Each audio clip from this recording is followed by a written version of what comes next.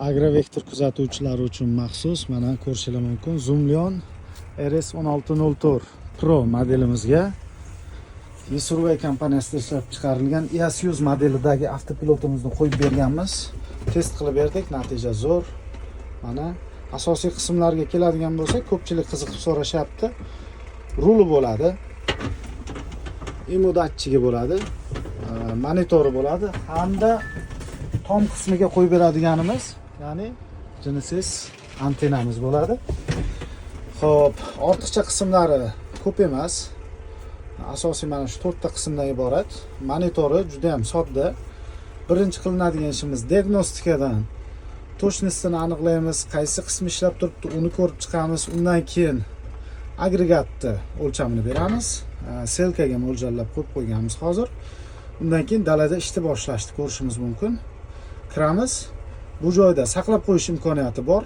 2-3 yil, 10 yil xohlagan paytgacha buni saqlab qo'yish imkoniyati bo'ladi.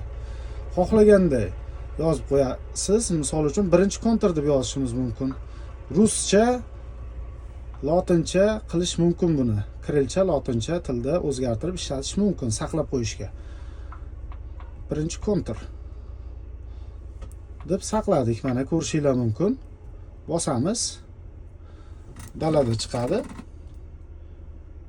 Traktor A liniyani bosamiz, to'g'ri harakatlanamiz. Bir 10-15 metrda B tochka chiqadi. B tochkani bosib avtopilotni yoqadigan bo'lsak, traktorimiz to'g'ri harakatlanishni boshlaydi.